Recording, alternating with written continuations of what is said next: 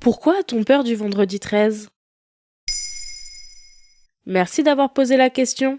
On y voit de la chance ou de la malchance. Certains profitent du vendredi 13 pour jouer au loto, d'autres ne passeront jamais sous une échelle ce jour-là, ne prendront pas l'avion ou ne se marieront pas. Et c'est une journée qui inspire bien des auteurs et autrices de littérature noire, même si elle ne se produit en moyenne que 2 fois par an. Mais d'où vient cette superstition ? La superstition du vendredi 13 trouve son origine dans plusieurs sources, en réalité dont la première est la Bible. Dans le Nouveau Testament, l'épisode de la Cène, le dernier repas du Christ, raconte que 13 personnes sont attablées autour de lui. Il se trouve entouré de 12 apôtres, dont le dernier, Judas, est considéré comme le traître ayant directement conduit à la mort du Christ.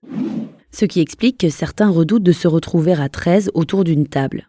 Mais il n'y a pas que la religion chrétienne qui nous a légué cette superstition. Quoi d'autre alors ? D'abord, dans la mythologie gréco-romaine par exemple, le chiffre 13 est considéré comme maudit. Il vient rompre l'harmonie du chiffre 12, symbole de perfection ultime dans l'Antiquité.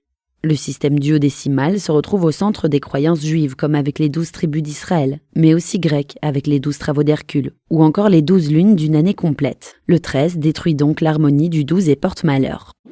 À cela s'ajoute la crainte du vendredi, considéré comme un jour funeste, car Jésus sera crucifié le vendredi saint. Et 1300 ans plus tard, le vendredi 13 octobre 1307 marque un autre jour maudit. Le roi de France Philippe le Bel donne l'ordre d'arrêter tous les Templiers du royaume de France. C'est la fin de l'ordre des Templiers, chevaliers du Christ là aussi. Enfin, dans le jeu de tirage du tarot, la 13e carte représente un squelette qui porte une faux et symbolise la mort. Mais le vendredi semble encore porter malchance aujourd'hui. On dirait oui. Car à cela s'ajoutent des catastrophes modernes, qui, elles aussi, ont eu lieu un vendredi 13. Par exemple, la mission spatiale Apollo 13, en 1970, qui a dû être interrompue en raison de l'explosion d'un réservoir d'oxygène. Mais il y a aussi le vendredi 13 janvier 2012, qui marque la date funeste du naufrage du Costa Concordia au large de la Toscane en Italie, et puis les attentats du 13 novembre 2015 à Paris. Mais pour certains, c'est un jour de chance.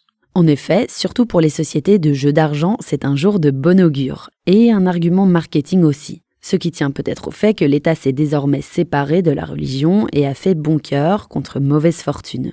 Fini les croyances religieuses. La date du vendredi 13 est vraiment culturelle et symbolique. Ainsi, le jour porte malheur, mais uniquement en Occident et dans les sociétés judéo-chrétiennes, pour les raisons historiques que nous avons évoquées.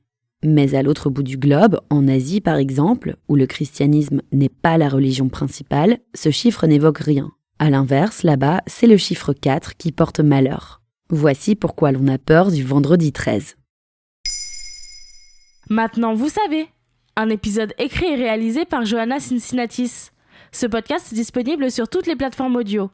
Et si cet épisode vous a plu, n'hésitez pas à laisser des commentaires ou des étoiles sur vos applis de podcast préférés.